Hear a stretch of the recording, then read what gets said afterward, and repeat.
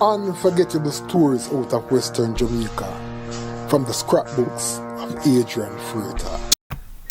I have known reggae singer Luciano, the messenger, for many years, and if there's one thing one could not associate him with, is being overly aggressive or violent. In fact, one could describe him as a peacemaker with a winning smile and a heart of love.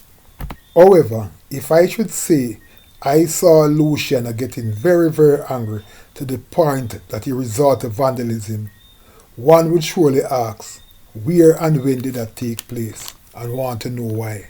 Well, what I can tell you, that it was not one of those major shows like Reggae Sumfest or Rebel Salute, or even at Western Consciousness, where I once saw Buju Banton getting so flustered that he kicked away the flower spots with flowers which were placed on the stage as a form of beautification. The incident with Luciano took place at the 2000 staging of the Trelawny Yam Festival. It was formerly an annual event staged at Albertown High School in South Trelawny, which incidentally is close to the border of Luciano's home parish, Manchester. When I arrived at the venue and I saw the J.Wray and Nephew buntings being used to decorate the stage, I began wondering how firebrand artist Anthony B, who was the headline act, would react, as he was such a strong advocate against the drinking of rum. I told myself that since Anthony B was a Trelawny man performing on his home turf, he probably would just ignore the buntings so as to avoid any form of controversy, as the show was somewhat of a homecoming for him since the parish of Trelawny rarely staged major reggae shows. While Luciano was tearing down the buntings prior to him starting his performance, I could see that the organizers and representatives of the sponsors were clearly upset, and some of them made it known in no uncertain manner. After all, sponsorship is not something that is readily available, and in addition, Trelawny is somewhat of a rum parish, as at the time it had two major sugar factories in the Longpan Estate at one end and Amden Estate at the other. However, when Luciano got into his performance, all was quickly forgotten, as he delivered a sparkling set.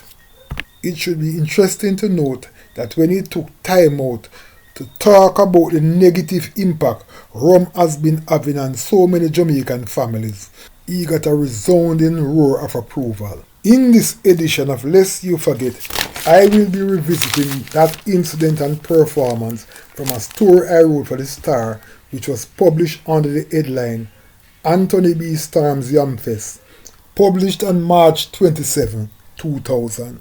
The story read as follows. Homeboy Anthony B. put on a dazzling performance at the Easter Monday Yam Festival 2000, staged in Albertown, Trelawny. The uncompromising DJ, who was born in the district of Clarkstown, Trelawny, and attended school in nearby Jacksontown, was his usual self, combining fiery lyrics with stinging social commentary aimed at the many injustices in society. It was all joy for the dancing and screaming fans as Anthony B reeled off burning and looting, fire upon Rome, and Revolutionary Army before introducing a new dance called Yam Dance and a song entitled The Yam Song. The DJ took time out to pay tribute to the struggling farmers in Trelawny. With some fans using aerosol cans to spray fire into the night, Anthony B went into overdrive. He all but brought the house down when he reeled off songs including Raid the Barn, Bush Doctor and Damage. He then performed a blazing double encore which featured Earth the Art, Woman, Universal Struggle and $1,000 Bill.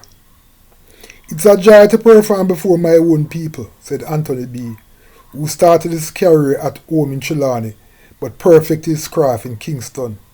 I am here to show that I have not forgotten my roots, and at the same time I want to strengthen the people with good encouragement. Following Anthony B's phenomenal display, the usually non-confrontational Luciano showed that there is another side to his usual smiling face, After taking the stage and belting out the lyrics of broken-hearted African, he tore down the J.Wray and Nephew banners advertising overproof white rum, which was being used to decorate the stage, declaring that this is the Yam Festival, not a rum festival. With the offending banners all gone, Luciano proceeded to read a scripture from his Bible before delving into songs such as He's My Friend, Yesterday, Ulterior Motive, Hills and Valley, One Away Ticket, and his encore choice, Black But Comely, and another song done in combination with Mikey General. Mikey Spice, recently released from prison, hit the stage clad in a black outfit completed with a black hat with the word police written in white across the front. He immediately had the crowd rocking and grooving, reeling off songs such as Duppy Conqueror, Born Again, Higher Love, and Love Me, which earned him 2 encores. Despite the rum posters controversy, it was a beautiful show and definitely fits into the category of unforgettable stories out of Western Jamaica. Unforgettable stories out of Western Jamaica from the scrapbooks of J.Wray and Nephew. Before you go, please remember to subscribe.